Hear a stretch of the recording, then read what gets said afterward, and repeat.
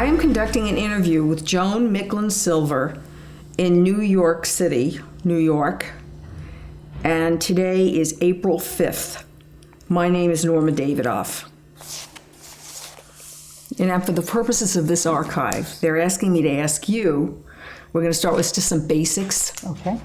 Please tell me your name, your birth date if you wish, and the city and state where you were born. Joan Micklin Silver, birth date 5/24/35, and I was born in Omaha, Nebraska. Okay. Is this the name you were born with? Is this? They're asking, is this the name you were born with? Do you have a nickname? I was born with is Joan Micklin, and Silver is my married name. When I got married in the 50s, you still took your husband's name, so I've got 3 names.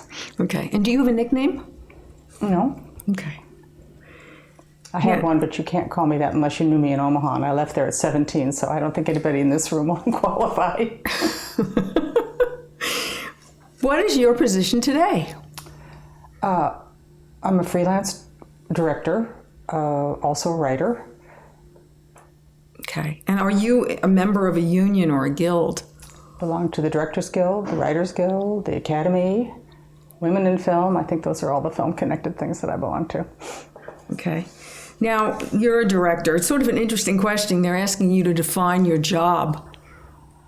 I couldn't possibly do that. I mean, it's for each director, it's a little bit different, and it's just you're the person in the end who makes the decisions. I guess you could say that that's what's true about a director. Do you also feel it's your vision?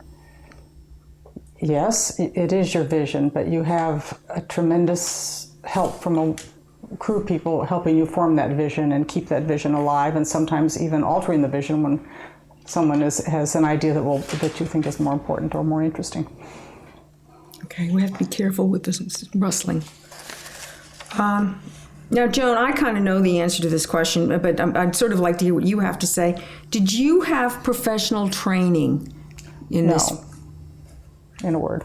Okay. What did you study in school and so on? I went to Sarah Lawrence. You didn't have to major. I took a lot of literature and social sciences and so on, and married 3 weeks after my college graduation. Began having children right away, and lived in Cleveland, which was where my husband's had started a company. And it wasn't until we moved back to New York in 1967 that I even had a chance to begin, because at the time I lived in Cleveland, there was not a filmmaking community. I mean, I'm sure there is one now, but in those days, which was 56 to 67, there wasn't. So I really needed to come here where there were other filmmakers and opportunities for filmmakers, and when I came here is when it happened. Okay. When did you realize that you want what you wanted to do as a career? You know, I grew up in Omaha. First of all, you have to understand that television came to America from each coast, and by the time it got to Omaha, it was very late, and I was already a confirmed moviegoer, and my entire youth was spent going on a streetcar to downtown to see double features and to see stage shows and to see, so that always seemed to me to be the most wonderful thing in the world, and I just loved it. When I got to college, I had that moment where you say, oh my God, there's so many great creative people in the world. All I want to do is study what they've done. I couldn't possibly think of myself on the same, went through that, and then graduated. And after my children were born, I started teaching music in Cleveland at a school for emotionally disturbed children. It was a job that was very flexible, and I could do it part-time and work it out with the births and the nap times and so on and so forth. And while I was there, began working with the drama teacher, and we started putting on shows. And that and putting on shows when I was in high school were sort of my first little inkling of what I was going to be doing with myself. Okay. So when you have this little inkling, and when you got to New York, did you suddenly get very passionate about it? By the time I got to oh yes, I wanted to do it. By this time I wanted to do it. I mean, I had a very strong feeling during the years that my children were young, and I was thinking about what I would want to do with myself when they were big enough to actually do something with myself. That is what I wanted to do. And when it worked out that we came to New York, that was when I got to start. Although I worked at the Village Voice when I first got here, and while I was trying to get into film. It's not that easy to get into film. And the nice thing about working at the Village Voice was you wrote for them, they put your name on it, they didn't change your copy, you saw yourself every week, you know, you sort of felt like you were alive as a person, a creative person in New York. And then I had the good luck to meet Joan Cooney, who at the time was putting in her, trying to get the funding for Sesame Street. And Joan Cooney, I met her at a party. And Joan Cooney introduced me to Linda Gottlieb. And Linda was working for Encyclopedia Britannica Films. And just to go back, this was a time when, pre-video, pre-DVD, when the government funded educational films. So there were huge amounts of monies put into educational films. And a lot of people in that era, and we're talking, say, the very late 60s, early 70s, that was how people began. They began making short films for these companies. And I got a freelance job through Linda at Encyclopedia Britannica and then moved to Learning Corporation of America, which is where she moved and I moved as well. And meanwhile, I was, I think, the first of 9 screenwriters for Otto Preminger on a project, and, you know, had various and sundry trying to get myself to that point. And Linda and I decided to form a little company, and I wrote 4 different scripts, and one of them actually sold. And it sold to Universal and to Mark Robeson, who had been looking for something similar. It was a story of 3 women during the Vietnam War whose husbands were soldiers, and what happened to them, and what was kind of an early anti-Vietnam sort of a spirit. And I went to California to meet with Mark Robeson, and he wanted a number of changes, and I was very naive and fought desperately and said, no, and he fired me and replaced me, and of course it was quite shocking. And then he had the nicest thing in the world. He invited me to come to the shoot because he knew I wanted to direct. And he said, look, do whatever you want. He said, look behind the camera and talk to the actors, just do everything you want to do to your little film school, you know, to get to find out more about film. And I did do that. I went for about 10 days, and it was fascinating, especially the way they organized it. That was one of the most interesting things to me. I mean, they let me go through all the budgets and all the schedules and all the, I think I stood behind the camera more than he did. I had talked to the actors. I mean, he was fantastic that way. He had a point of view about the film that I didn't share. It was a kind of a sudsy, you know, oh my God, my husband, you know, what am I going to do in the meantime kind of thing. It wasn't the way I felt about the material. But it was so helpful to me to go there. But at the same time, I think I was feeling that I didn't want to follow I'd had this little plan that I was going to write scripts, and I would see them brought to life by, you know, the great directors, and then at the perfect moment I'd step out and do my own. Well, after this experience, I didn't want to do that anymore. And I went home, and I was kind of in a shaky psychological state because I saw what was happening to this material that I loved and that I'd worked on so hard. And I said to my husband, Ray, that I didn't really want to wait to direct. I wanted to start directing right away. And I'm sure if he had said to me, what do you know about directing? Go to film school, you know, go apprentice yourself with Sidney Lumet or something like that, I probably would have said, you're absolutely right. But he didn't. He said, you know, do it. He said, if you can't do it now, you probably won't be able to do it 6 years from now either. He said, jump in the water, see if you can swim. So it was just exactly what I needed to hear. And I went back to Linda's company and asked the head of the company if I could start directing as well as writing short films. And he said, why? So you can make your mistakes on me? And I said, yes. And he said, okay. That was like the best okay I ever heard, you know. And I made 3 short films for them. And that was my beginning. However, at that time, making short films was a great entree for guys to get into the business. And I knew some who were doing them at the time. And I thought that I'd made some short films. I ought to get some entree into the business too, but it was a time of really high sexism for women. You could not get work. I could get work as a writer, but not as a director, and it was enormously frustrating. And I mean, I remember I once went to hear Arthur Penn speak at the Y, and of course I loved his films. He was just, you know, somebody who I admired so much. And one of the questions raised was, are women going to get more work as directors. And he said, well, I'd like to say yes, but I'm going to have to say no, because making films costs a lot of money, and men don't trust women with a lot of money. I mean, that was the thinking of the time, you know? So it was a time of tremendous frustration. And I mean, I went to so many places where they said, well, you could write, you know, try to get you a writing job, but I could not get a directing job. Can you give us one example of one of those where you... No, I don't even remember. I mean, it was just I was going around trying, you know, and the sexism was so blatant. You know, I mean, they would say things like, we don't want women to direct. You know, it wasn't even covered up.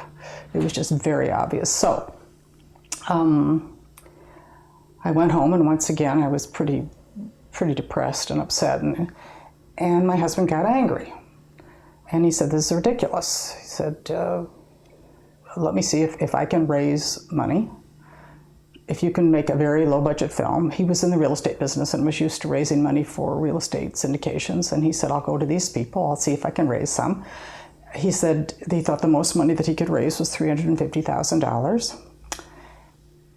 That my job was to write the script and make the film for that amount of money, and he would produce it for me. And that's how Hester Street came along.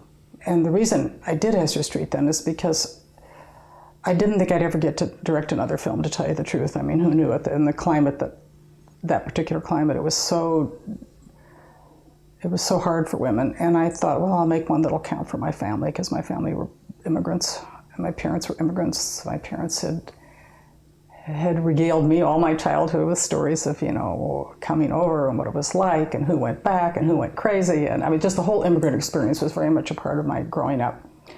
And they were very close to their brothers and sisters, and I knew them, and my grandmothers and grandfather, and it was just a part of my life, and a part of my life I definitely wanted to put on film. So I would say not having a lot of business savvy, I made the film in black and white, and a lot of it's in Yiddish. And the reason it's in black and white is because did a lot of research at the public library, Jacob Riis photos and so on, and they were all in black and white, and I was very much influenced by it. I thought they were beautiful. And then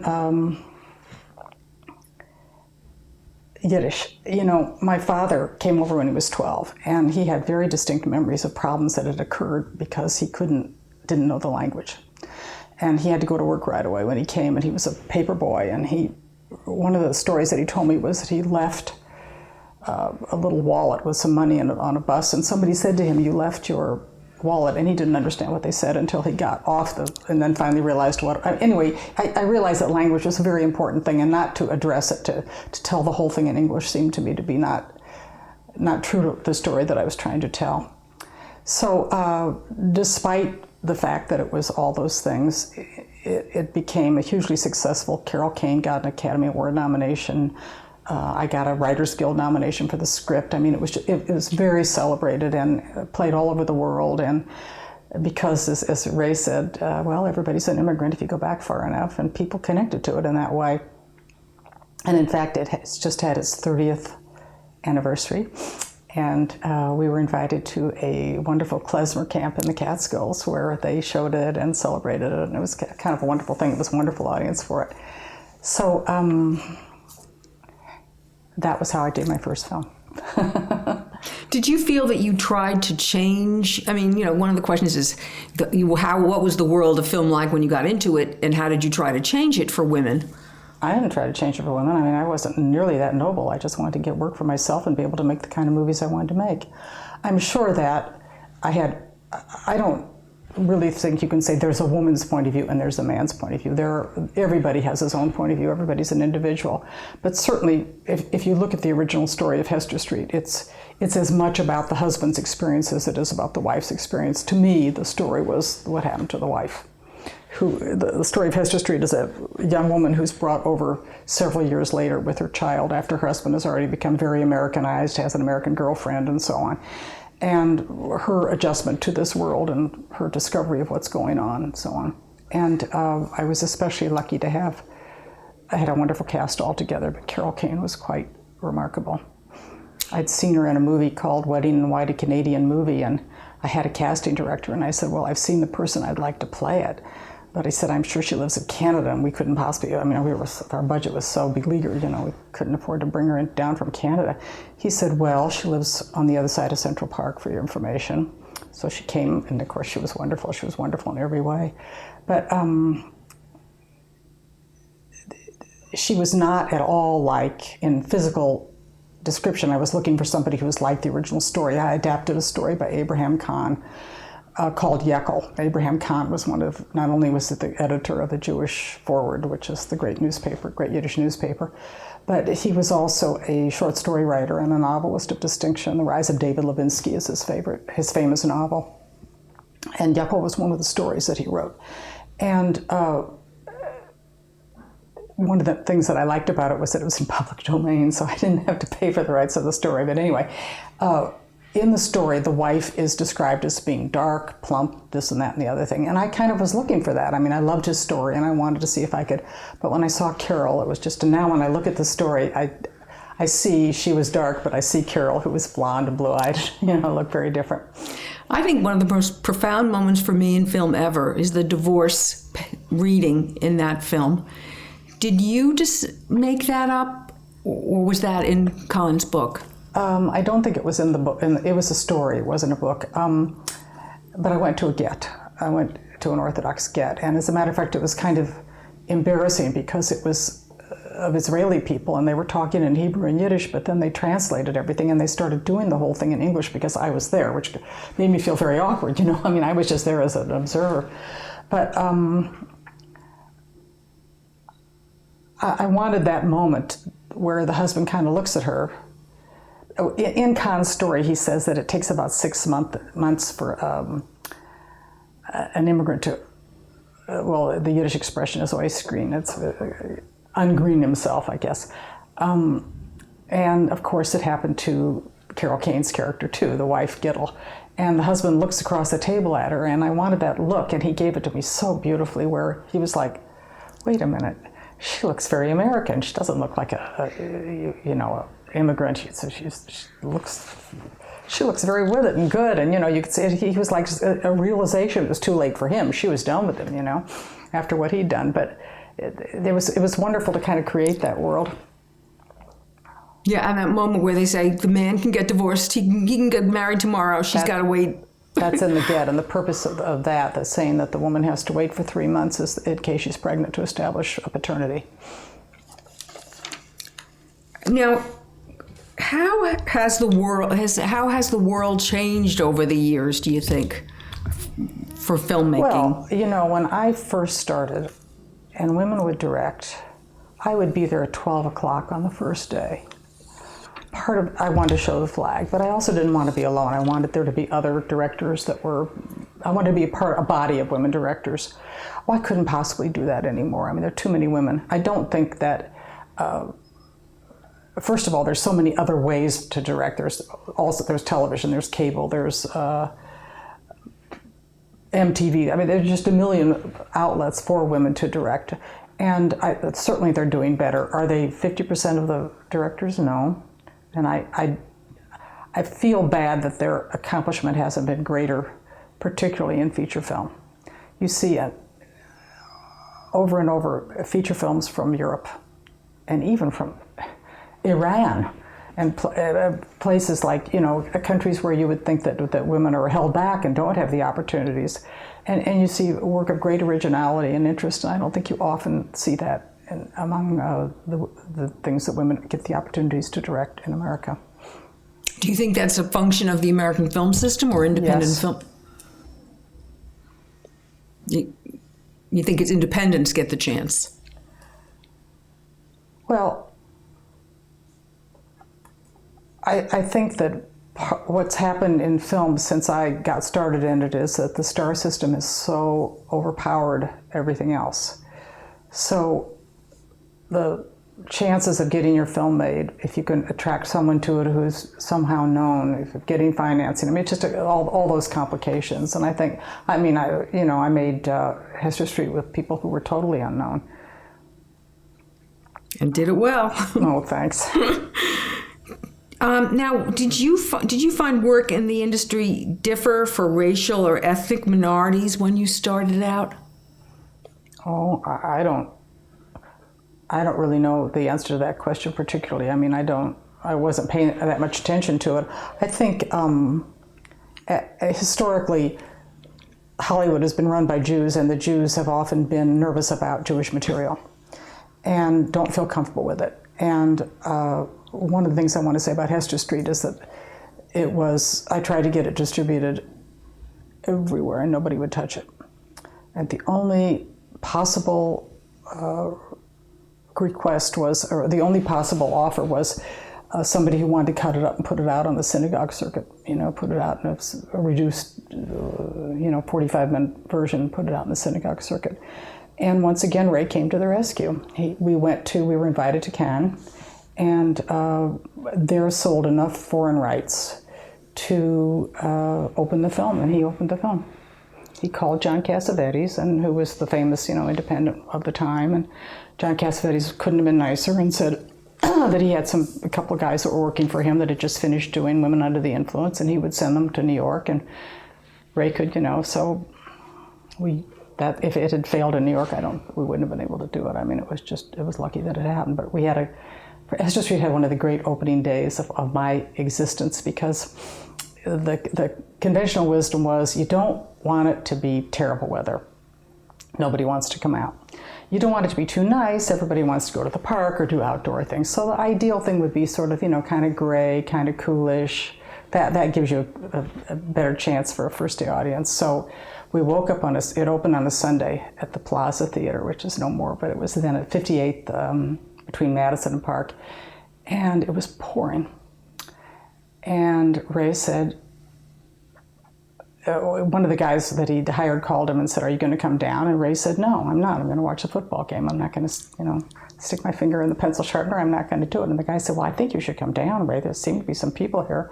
We went down. There were just lines of people. It was around the block. And people with umbrellas. And Carol Kane's mother took a picture of the people with the umbrellas, so we have proof that we weren't, fantasizing about it.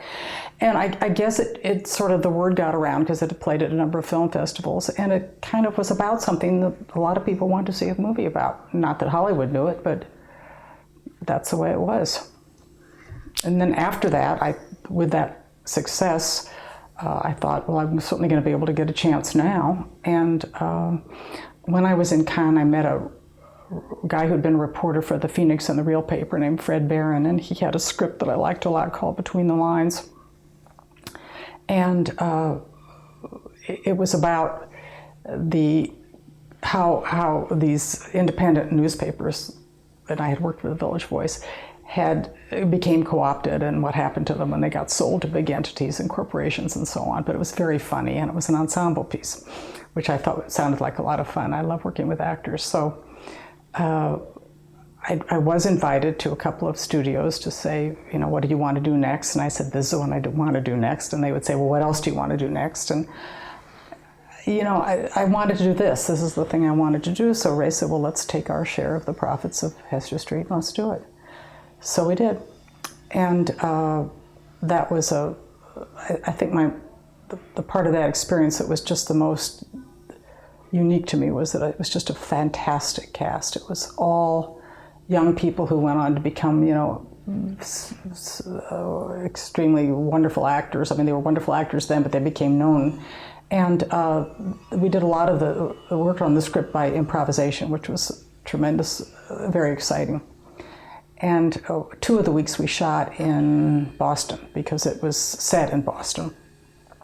And we had rehearsals, all these improv rehearsals in my motel room, naturally. I mean, my entire life has been spent rehearsing in a motel room, but anyway. And the AD came up to me and he said, you can't rehearse on Sunday. And I said, why not? And he said, well, because by SAG rules, they have to have Sunday off, and you can't. And I said, but I need the rehearsal. He said, well, you can't do it. You'd be fined by SAG and you can't do it. So I said, okay. So we had a rehearsal on Saturday, I guess it was. And I said, look, I can't rehearse with you tomorrow because it's Sunday, and by SAG rules, you can't rehearse on Sunday. You have to have the day off. So I understand, but I just want to tell you that I'm going to be here in this room tomorrow, and there will be coffee in the pot, and if you want to come by, come by. Well, every single one of them came by, and we continued rehearsing because they wanted to, you know? So it was a very gung-ho cast, and it was just a pleasure to work with them. They were marvelous. I just had a wonderful time with that cast. Do you feel you've had any mentors? Well, the hero in my story is Ray. You know, Ray is the one who made it possible for me to work, and even up through, he did Crossing to Lansing. I mean, so many things, you know. Crossing to Lansing was another example I thought, a really good project that Hollywood did not see as a good project at all. That was written based on a play by Susan Sandler. And Susan Sandler then worked with me on the screenplay for a very long time. And you know, when a playwright's seen a play work on the stage, it's very hard to rewrite it. It takes a long time to undo yourself from what worked. But we kept at it, and I thought she did just a wonderful screenplay, and I thought that I was going to have a pretty easy time getting it done. But one thing I wanted to do was to cast it the way I wanted to cast it, so I cast it before I sent it out. And I knew that I wanted Peter Riegert. Peter Riegert had been in Chilly Scenes of Winter, which was the film I had done after Between the Lines and before Crossing to Lansing. And then I went to a screening. It was on Broadway, and I remember looking across the aisle, and there was a girl there with all this hair, and she was scarfing popcorn down, and she just looked like the right person to play this part, and it turned out to be Amy Irving. So I was able to get the script to her through her agent. I sent it to her agent, and her agent said, no, Amy doesn't want to do a little New York film. She wouldn't be interested in this at all. But fortunately, Amy and I had a mutual friend, Peggy Siegel, who's a publicist. And Peggy sent it. Peggy said, well, let me read it. If I like it, I'll send it to her. So Peggy liked it, and she sent it to her, and Amy liked it and wanted to do it. And by that time, Amy was still married to Steven Spielberg at that time, and she was in Spain where he was shooting one of his movies. And I wanted to meet her. I felt I needed to kind of, you know, sit in a room like this and look in her eyes and talk to her about this, because I love the material, and I wanted to make sure we saw eye to eye on it. And I went to Spain, and Steven Spielberg, we had dinner with him one night, and he said, well, this is a great script. And I said, well, I just want to I want to be honest here, I don't have the financing yet. And Steven said, you don't have the financing for this great script? And I said, well, no, I don't. I've tried. And he said, well, have you tried Warner Brothers? And I said, no, because I don't know anybody there. I've gone so far to places where I've known some people. He said, well, let me see what I can do. I can't promise anything. I've done it before, and some things haven't worked, but at least it'll be looked at on the top level if you want me to. And I said, sure, do it. So about 2 months later, Amy called me, and she said, well, let's start talking about what we're going to be, let's talk about it. And I said, well, Amy, we don't have the financing yet. And she says, oh, we're going to get it, you'll see. Sure enough, Warner Brothers did it. And when we finished it, we had a screening for them, and I wouldn't say they particularly liked it. This is the executives. They thought they found the character, it's about a matchmaker, a grandmother who hires a matchmaker to see to it that her daughter, a very emancipated young woman who works in a bookstore, makes a nice marriage. And I think they felt it was too parochial and too Jewish. I think they felt that they said so. They felt that the matchmaker seemed to them to be very overly Jewish, and the whole thing made them kind of uncomfortable. But they said they would put it out, and they didn't do focus things at that point. So they said they would just put it out and see what would happen, and they did a couple of screenings, and it was wildly enthusiastic response, so they put it out there. By the way, the people who worked not as the creative executives there, but as for instance, the production people and so on, the guy who made the trailer, they loved it. And the guy who made the trailer said to me, let's make the trailer together. And he was the vice president of, I can't remember, advertising or something. And I said, I don't know anything about making a trailer. He said, well, shall I make it? I said, yeah, make it. He made such a great trailer. I wish he could make the trailer of every movie I ever did. It was just so right on. It was wonderful, and it was true to the film. And I had had a really terrible experience on trailers, the film before that, Chilly Scenes of Winter, because here it was the reverse. The creative people loved the film. It was for UA. And the business people hated the film. So the creative people were in LA, the business people were in New York, and the business people in New York were the ones that were doing the trailer. So they had the trailer made, and the trailer was just awful. And I said to them, you know, good or ill, at least do something that represents the film, honestly. I mean, this has nothing to do with the film. And they said, well, if we did something that represented the film, nobody would come to it. I mean, they hated it. They changed the title from Chilly Scenes of Winter to Head Over Heels. And of course, I resisted that terribly, but they told me that Chilly Scenes of Winter sounded, I swear to you, sounded cold, arty.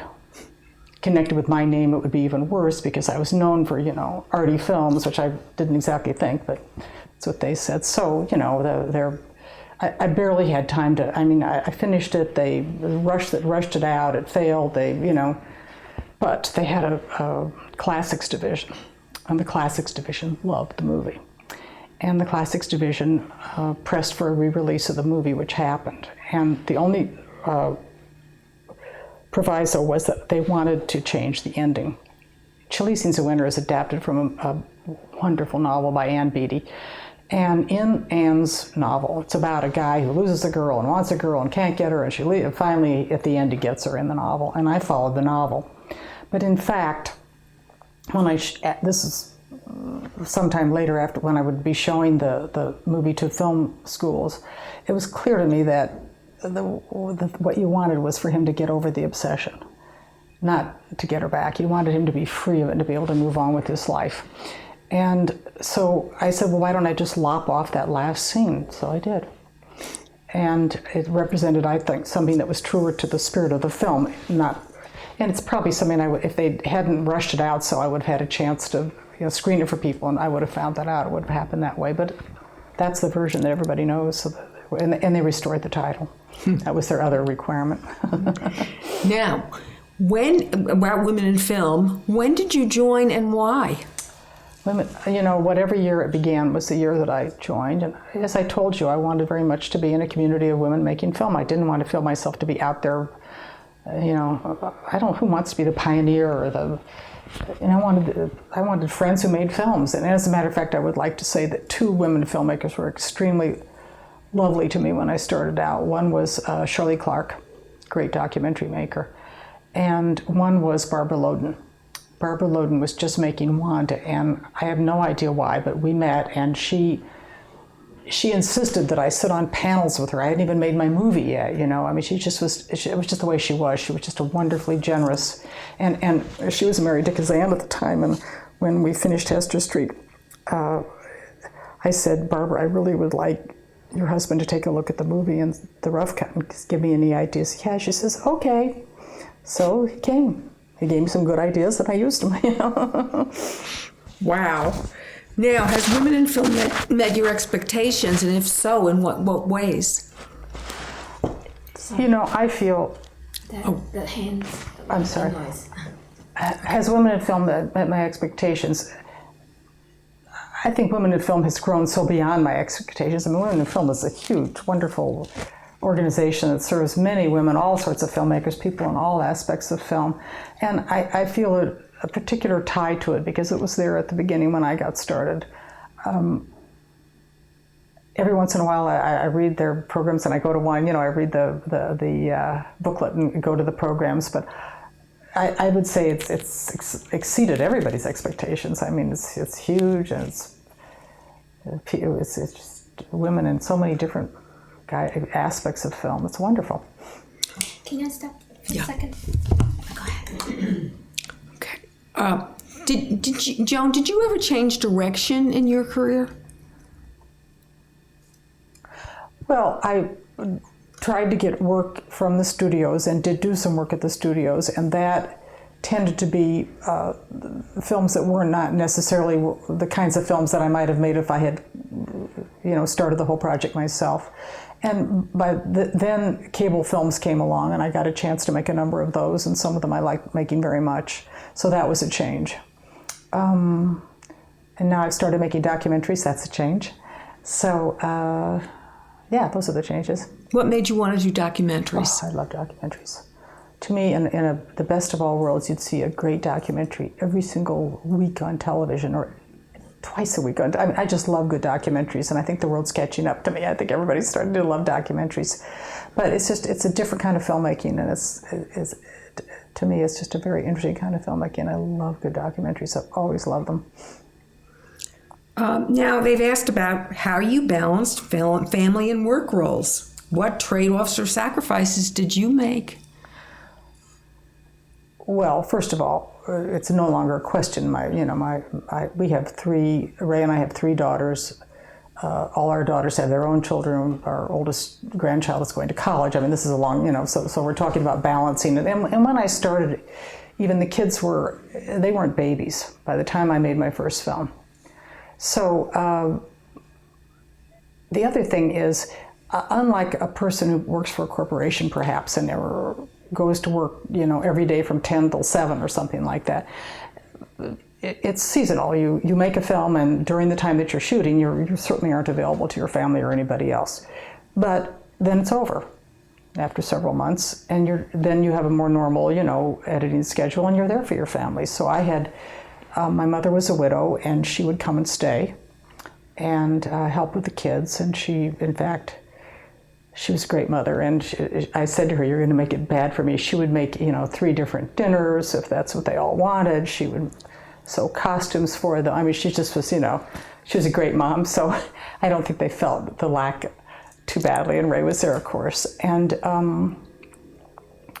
I think one thing I've always said is that a difference between women filmmakers and men filmmakers is that women who have kids are going to have their kids on the set. So my kids were on the set a lot, because what was I going to do with them, And if they weren't in school and they got big enough, they hung around, they had a good time. And I think, so that probably was different, but I don't feel, I guess the person to ask if there were sacrifices would be the kids, not me. I felt fine about it. They seemed to have turned out fine, so. Yeah, I met a few of them and went at some premieres and went some of their films. Yeah. Now, I know why you decided to work in New York rather than Hollywood. I think I do. It's because you were based here with Ray. Absolutely. Would you have gone to Hollywood if you had been on your own? Well, I love New York. I just have a strong feeling for the city, and I went to college here, and it's just, I feel very alive here, very like this is my place. I feel very comfortable here. I'm sure I've worked many times in LA, and I've been there for, 9 months at a time. We've rented apartments out there. I've had plenty of LA experience and a good time, and I have 2 kids who live out there now and 4 grandchildren, so plenty of reasons to go out there. But it isn't that I wouldn't have gone, it's just that I like it here, and this is where Ray's work was, and it didn't seem to be something we were going to do. Did you work at all in Hollywood or another major production center, and how was that experience different from working in New York? Well, when I went to do Chilly Scenes of Winter, which was shot in Hollywood, I was told that the Hollywood crews were kind of very disdainful, and they would stand up in the corner and say, "This is going to be a turkey," and nothing could have been farther than the truth. The Hollywood crews are fantastic. That was absolutely a base canard, or whatever they say. I've been really lucky. I've had almost universally terrific experiences with crews. And as a matter of fact, I would say on that, Chilly Scenes is a story of a guy who loves a girl more than the girl loves him. And I would say at least half the crew members sidled up to me in private and said, this is the story of my life.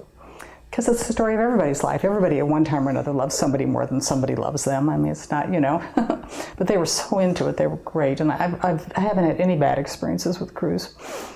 Now, what was your greatest achievement, do you think? I don't know. I can't answer that. And what about your most memorable experience on the job? Lots of them. Yeah, it's I feel I've been a lucky person. And also here we have, what advice would you give to a young, aspiring woman entering the industry? Well, I don't know that I would have any especially good advice to give somebody entering the industry. My general feeling is be a self-starter, do it yourself. Don't wait for it to happen for you, because that's the less likely way to have it happen, I think. At least that's been my experience. Make it happen as much as you can for yourself. I think, for instance, it's always good when I see young people who are working on each other's crews and helping each other. And I think that's a great experience, because those people will help you, and that's a great beginning thing. Certainly go to film school. I think that's a great, I wish that I could go on. If I did nothing but just go to all the movies and then sit around and discuss them with other classmates, I would have loved film school. And then I guess the problem is that there's such a disparity between the kinds of films or the kinds of film opportunities you might get, and maybe the ones that are in your head that you want to make or in your heart that you want to make, and that's probably the biggest problem. But I wouldn't know how to advise anybody. Yeah, that's a real toughie. Your project of passion versus making a living. Definitely. When your daughters, I know some of your daughters have been in film, what kind of advice did you give them? Nothing really, just if they wanted to do that, fine, and see whatever they wanted to do. As it turned out, one was a director, Marissa. She was a writer-director. She made 4 films, but she didn't like the business that much. And she was married to a director. They had kids, excuse me. And I think she felt that somebody had to take care of the store. Somebody had to, take care of the kids. And she wanted a more private kind of work. And she got a master's, and she's been writing very successfully, and published novelist and published short story writer and so on. The oldest one, Dina, produced Marissa's films, and I think she did some production work. And I don't think it was something that she wanted to do either. She lives out in LA, and she's become a life coach, and she's doing very well with that. The one who stayed in film is the youngest one, Claudia, who lives here, and she's a screenwriter. So I think that she directed a short film, and I think eventually, she has a 6-year-old. I think eventually she'd like to go back and direct when he's older. Mm-hmm. Have you given her any advice more currently, because the situation's changed a bit? No, I don't. They're kind of smart and savvy, and they're finding out for themselves. Claudia has a writing partner that she went to college with, and they've recently been able to. They wrote a script together, and they've got a director and a producer, and so who knows? Maybe that's going to happen now. So, can you sum up your feelings about women in film in a word or a phrase? No. Okay. Now, for you, this was some of other thing I was wondering. As a woman, being the way you were brought up and raised, what was the hardest part for you in directing, in terms of your acculturation?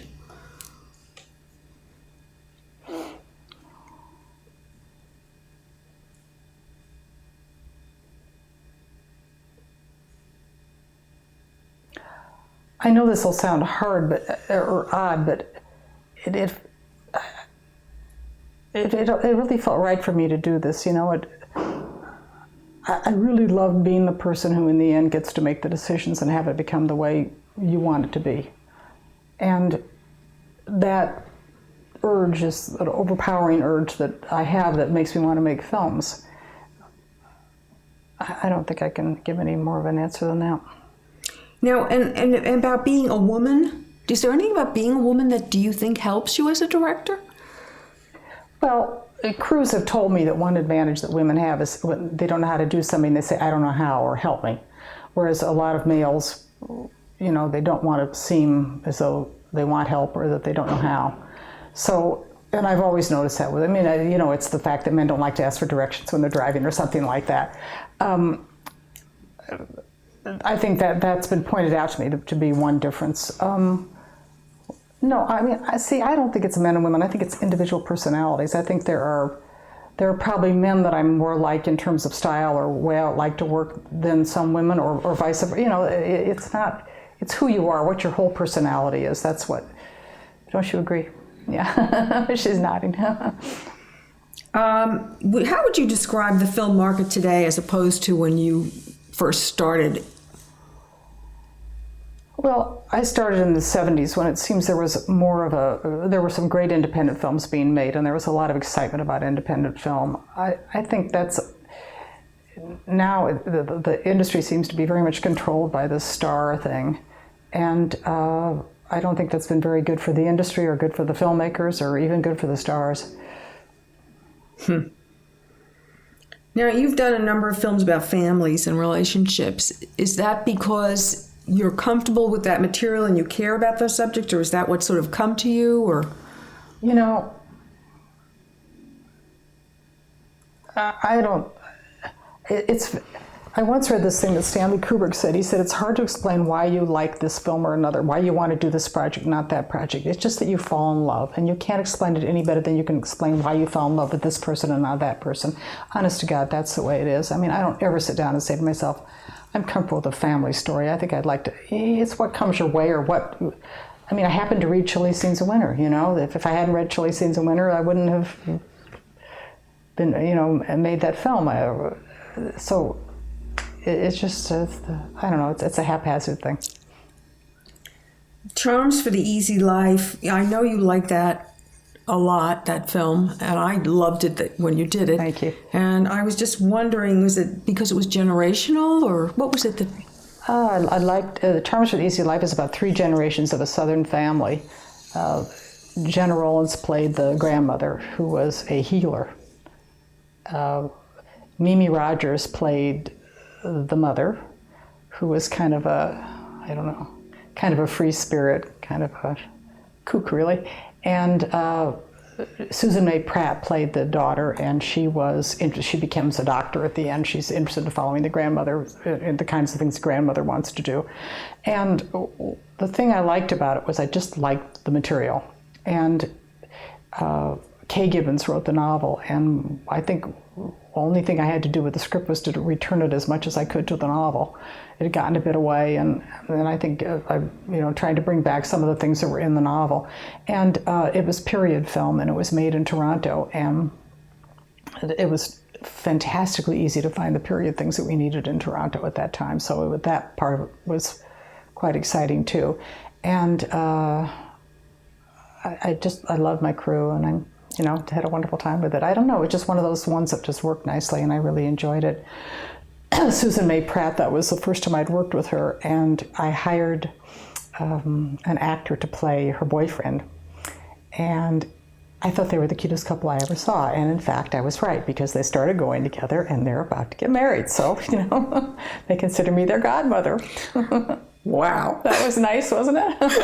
Yeah. Can we just cut for 1 second? Sure. Okay, go ahead. Have the barriers really, you were saying there were women doing films and cable and this and that, but do you think the barriers have really come down for women? I think what I said before, and that is that it would be impossible for me to see every single thing that a woman, everything that a woman directs, But on the other hand, I don't see that, oh my Lord, it's snowing. Chilly Scenes of Winter. Chilly Scenes of Winter in April.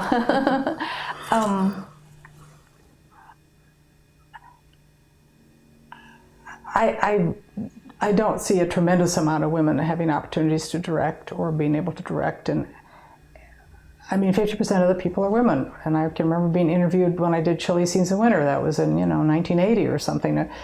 And I said, well, do 25% of the films made by women, or 50% of the films made by women? No, it's probably like 6% or something. So I'd say it still has a long way to go. Do you think it can change? I don't know. I mean, I hope that good women will make good films and we'll get to see them. What's on the horizon for you? Well, I have a lot of projects, and as a matter of fact, I get up in the morning and I'm feeling a little bit confused. I've got all these things going. I have a play that I like, 2 feature films that I'm helping to develop, and 2 documentaries that I'm working on. So it's like a lot. And you were saying earlier that the future, you really are interested in the future. Well, I like to make the films. That's what I like to do. I don't like to go back and look at them. I don't like to particularly talk about, that was then. What's tomorrow? What's today? That's what I'm up for. Is there anything else you want to talk about? No, but seeing the snow reminds me of a wonderful experience I had on Chilly Scenes of Winter. We did the exteriors in Salt Lake City, and we went in the winter, and there was snow. It was perfect because obviously Chilly Scenes of Winter, we needed a lot of snow. Then we go there and to shoot, and there wasn't a drop of snow anywhere. It was terrifying. And I can still remember the grip put his hand on my shoulder and he said, "Oh, Joan, I'm so sorry." We'd all been on this, location hunt, and everybody said, snow, fantastic. And then when we got there was no snow. So I went to bed that night, and I woke up about 3, and I just, for some reason, got up and looked out the window, and it was snowing like you wouldn't believe it. And we then had 6 days of perfect snow. And I think the crew thought I had some sort of a magical, connection with the universe, or whatever it was. I was very happy to, That was my favorite snow ever. Oh, wow. Yeah, it was amazing. Did you have an experience on Finnegan Begin Again? I had a great time on Finnegan Begin Again.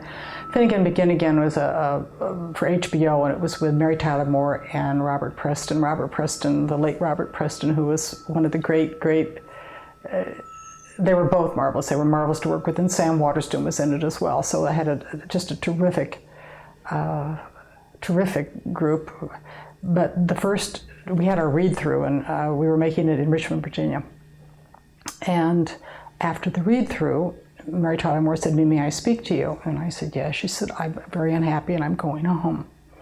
And I said, "What's the problem?" And she said, "Well, Preston it's his film." So I felt like saying, "Well, Mary, did you read the script? I didn't change it. That was what we had here." So she said she didn't feel good about it, and she felt it wasn't and certainly the people who were putting the money in were putting it there because she was there. She was a big star. So I said, "Well, Mary, let's have lunch together and talk about this." So we had lunch, and I said, "Why don't we see if we can work improvisationally and develop your scenes so that you feel you have more to do?" She said, "I cannot work improvisationally. I don't like improvisations, and I do not do them." And I said, "Well, I'll tell you what, let's go to my hotel room and we'll give it a try. And if you don't like it, then you can go home tonight or tomorrow." So I told this plan to Sam Waterston and Press, which is what Robert Preston was called. And I said, "I'll start with Sam and Mary. And Press, you come in about 45 minutes. So we start to work, and after about 5 minutes, there's a knock on the door. And it's Preston. He says, "I don't have anywhere to go." So I said, "All right, come on in, sit down." Well, it was perfect because Mary Tyler Moore was fantastic at improvisation. She was so funny and so wonderful, and he laughed like uproariously, which was much better than just having your director laugh, where you think, "Oh, she has to laugh," But he just loved it. She was very funny and great, so it turned out quite wonderfully, and we did all these improvisations, and then I scripted them and put them into the script, and it worked out. So, well, there's a nice advantage of being both a writer and a director. It's always been a good advantage. You seem to, from what I've read and seen your interviews that you've done, you seem to give your actors a lot of room. Well, I sit down with the actors at the beginning and we go through the script, and oftentimes we'll find something that could be expressed a little bit differently, or the actors will have a question. And what I say to them is, "I'm willing to make a change, but you have to ask me and I have to okay it. And if I don't okay it, you can't do it." And they're all agree to that. So somebody will say, "Can I say so-and-so?" And I'll say yes, or I'll say no, So, and sometimes they have fantastic ideas. They come up with better ideas than, have been in the script in the beginning. Actors are fabulous. And I've worked with some wonderful actors. Then why, I know how much you love actors, why do you want to do documentaries when you're going to be losing that? I just like the form. First of all, there's a thing in documentaries that I like very much, and that is the interviewing of the people who are the talking heads in the documentaries. That's a very marvelous thing for me, and it's a bit like a good conversation because a good conversation is between two people who were talking about something that interests them both. And I love that aspect of it. And then I like putting it together, I enjoy that part of it a lot. I'm not giving up working with actors.